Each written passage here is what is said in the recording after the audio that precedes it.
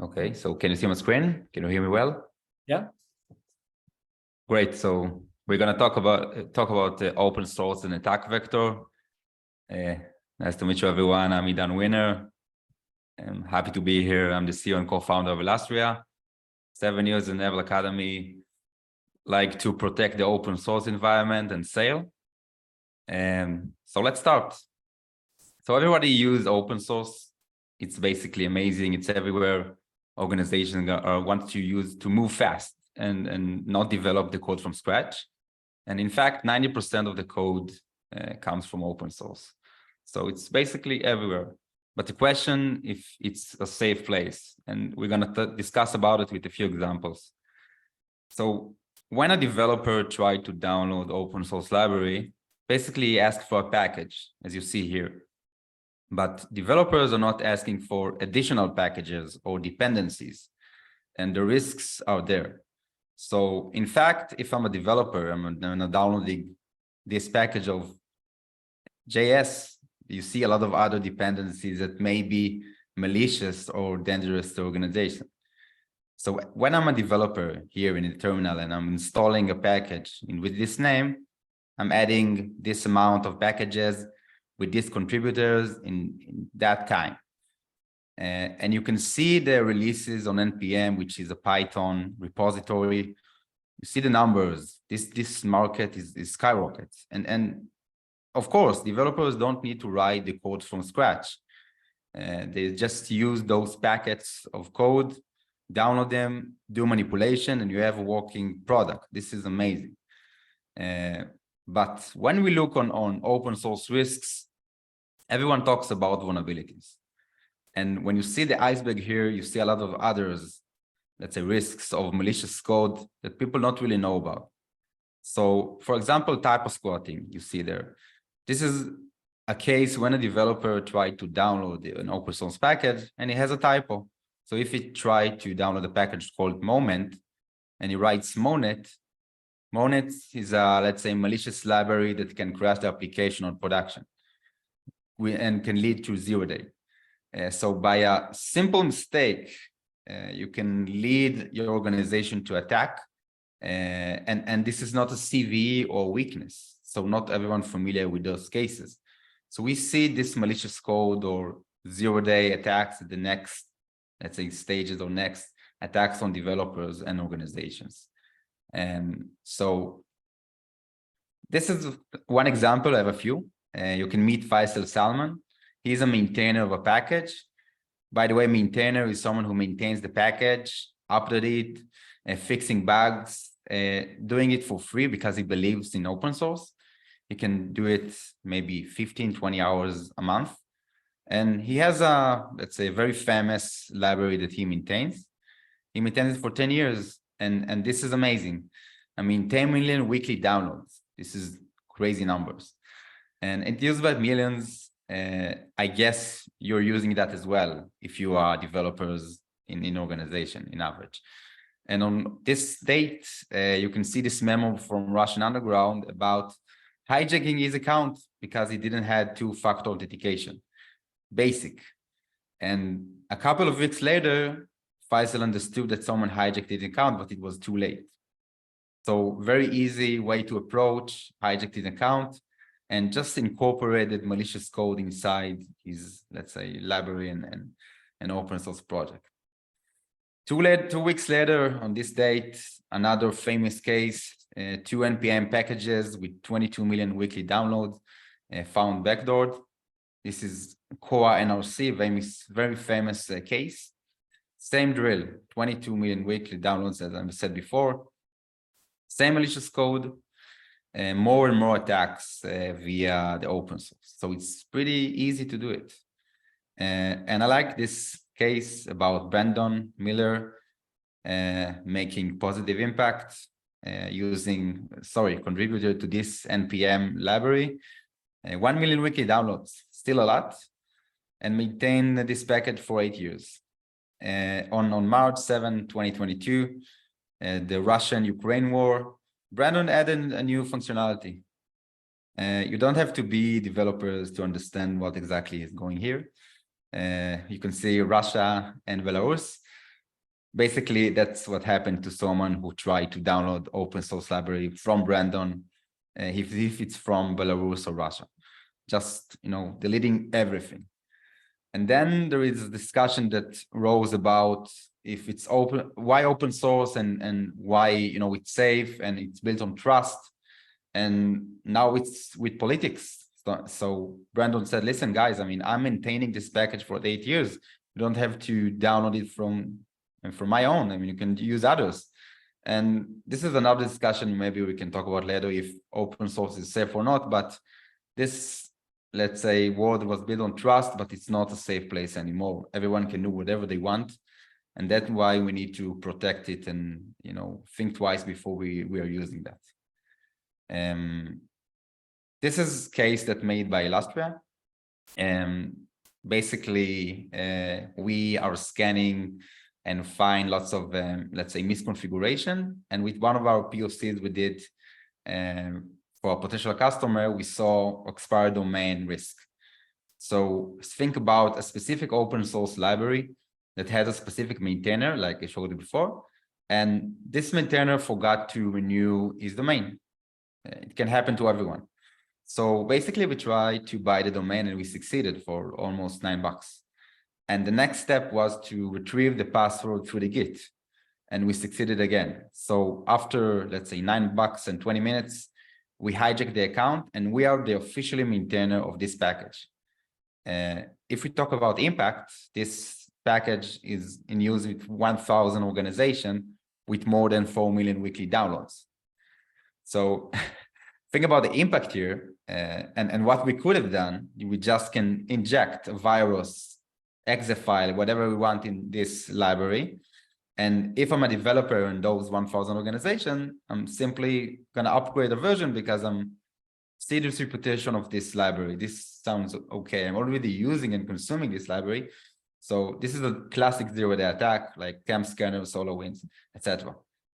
So how we concluded this case, we contacted the maintainer if just simply forgot to renew the domain.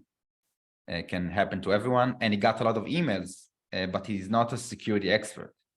And that is the problem here. You have lots of maintainers and developers which are not the security experts, and attackers may use those breaches to attack, let's say, companies through an open source. So we simply return his domain, asked to do a blog about it because we're the good guys, and we disclose the case. So to summarize, vulnerability is not a malicious code. Everybody talks about vulnerability and not about malicious code and supply chain attacks. Vulnerability can happen by human error, by a mistake. The developer forgot to, let's say, validate a user input. So it's a mistake, basically. It can lead to unauthorized access to execute arbitrary code.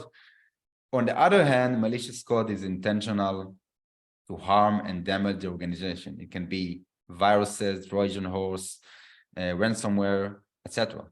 So not every vulnerable code is malicious, but malicious code is always intentionally designed to cause harm or damage. And this is important to distinguish.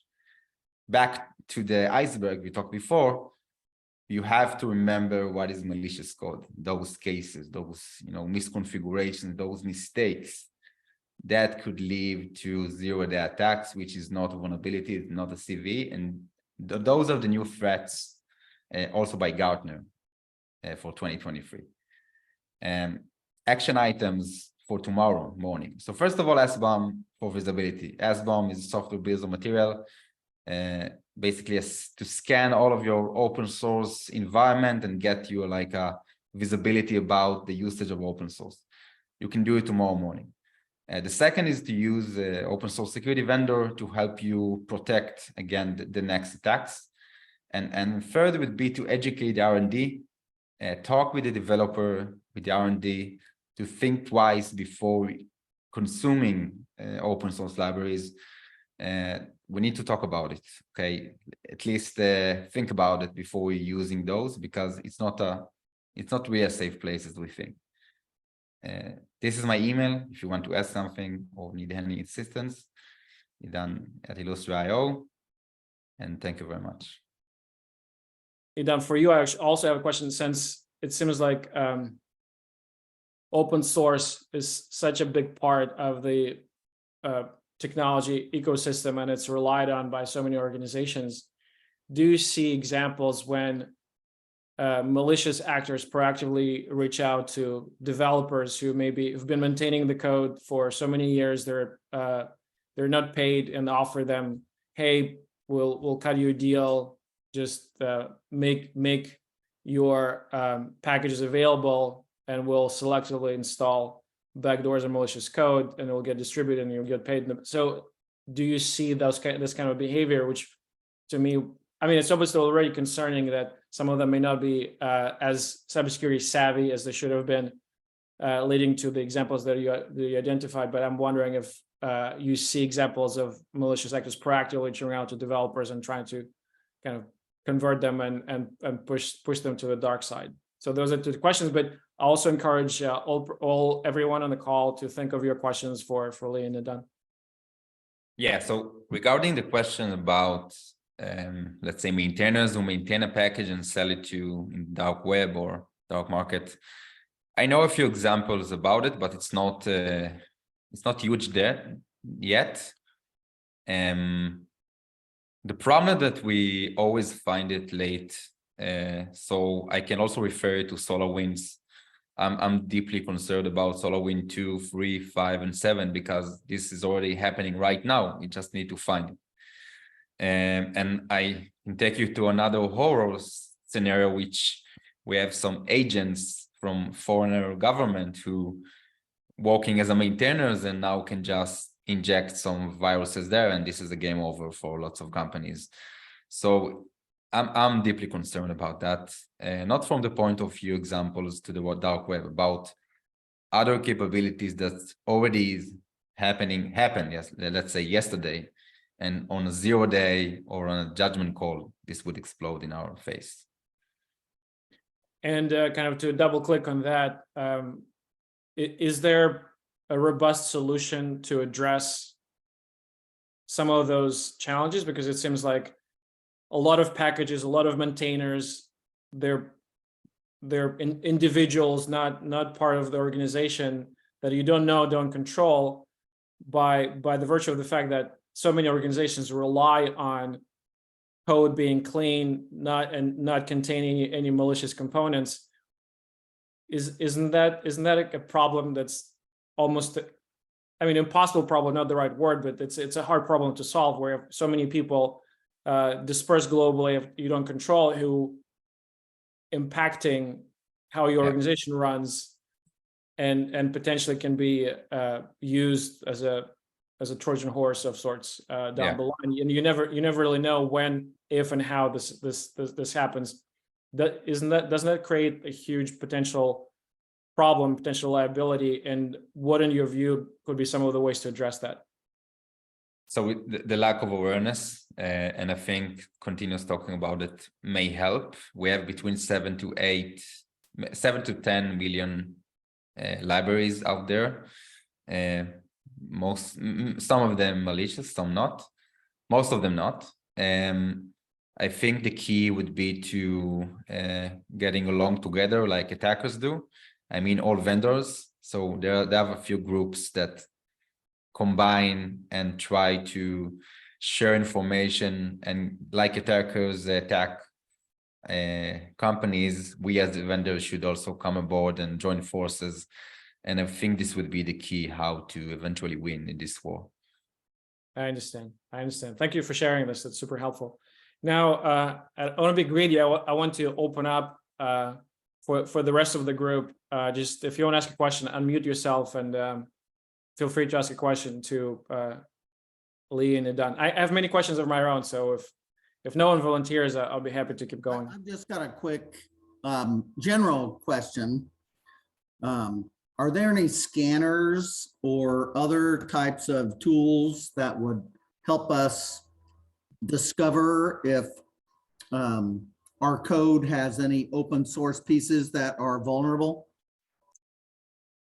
Yeah, so in terms of scanners for vulnerabilities, you have lots, and they do great stuff. I'm not sure if I can, talk about it here, but you're familiar with them: Snyk, White Source, Synopsys, Black Duck, Checkmarks, amazing vendors out there.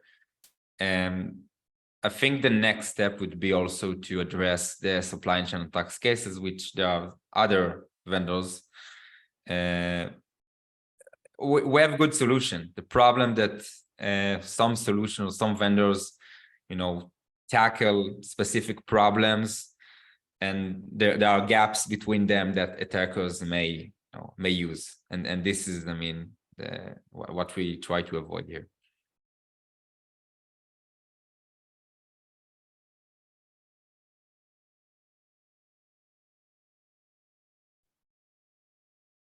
Any other questions? I have a question, Misha, for Idan. Yeah, I guess one comment is like, I think the challenge for us has always been not so much the open source libraries that we use directly, but it's the libraries that are open source libraries reference. So 5th, 6th, 6th, 7th, 8th, and those. And I think the challenge there is that, something downstream could be compromised, but all the way up the chain, there are no fixes, patches for that, right? And yet the library we use may provide a critical functionality. So it's almost like we're stuck using it, accepting a certain level of risk, with very limited control over how to actually mitigate the downstream vulnerability.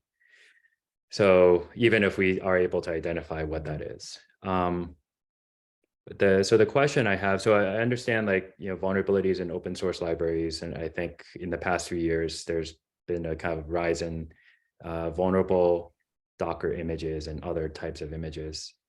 In the past year or so, as more companies adopt infrastructure as code, are you seeing a trend of more malicious modules, providers that are pulled in or used by Terraform, CloudFormation, or other infrastructure as code? Are you seeing a rise in that as well, and kind of using those malicious modules as a way of compromising infrastructure? Yeah. This would be, I think, that the next step. It's more technical, but yeah, this would be the next step of attack as we see it, and through our cases that we found.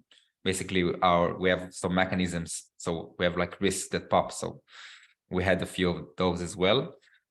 When we talk about the factory of software cycle development, we can see a lot of other places that attackers may go to, and this is the exact use case that we see. Plenty of places to go there and clean and fix. So I'm deeply concerned with where it could lead to, in terms of a potential threat. Actually, I have a question for Idan. Do you see this issue only in a computer platform and also on mobile platforms as well? Because those are a little more close space than OS that, released by Microsoft, or, that kind of area. Do you see that in mobile space as well? Yes. So basically we look on repositories, on open source repository, meaning on the clouds, you have snippets of codes that we call open source libraries, and they're relevant also for, different kind of platforms. So everyone can use them. So this is where we play it. So basically it can be multiple, but we're talking about repositories on the cloud. Everyone can use it. It's everywhere. That's why it's so easy, and that's why you see this skyrocketed the usage of open source, because it's free, it's everywhere. You can download it in a second. About damage and risk, this is something that we can discuss, but it's very easy to download. Yeah. But I think the question was the mobile versus. Okay. So I didn't hear it. So also mobile. It's mobile as well. When you build application, basically you just download a different kind of open source, let's say, scripts. So it's relevant for mobile apps as well. native, everything. I mean, developers just download and then do manipulation about it, and this is like a working product. So it's relevant for every platform. But isn't it more scrutinized under, like, let's say Apple, because it's like a closed space? Like when you're trying to publish an app onto, like, App Store in Apple, it's a lot more scrutiny than, other apps. So is that how, are they circumventing that, or how are So they? I'm talking about like very early before publishing the application. I mean, when you as a developer writing the code, so basically today you're not writing the code, you just download it and do some fixes about it. So I'm gonna take you like 30 steps back before even publishing the app, and that's where you may find some vulnerability or malicious code. So, Okay. yes. Mhm. Thank you. And I think to maybe add about it, this is the thing why we need to better manage, I mean, from the perspective of organization, the usage of open source. So this is what we do in Illustrator. I mean, we try to better mitigate and have more visibility for open source libraries in general, because we say that developers don't have the time and even the expertise to do security. They need to do other stuff. They need to focus on coding, and that's why, I mean, we want to take this responsibility from them and be a gateway before. My turn, right? Yeah, your turn. Don't forget to educate your R&D guys. Use an open source security vendor which tend to be inline meaning that you can stop it in the installment. And the third is use an SBOM for visibility for the first step. Excellent. Perfect.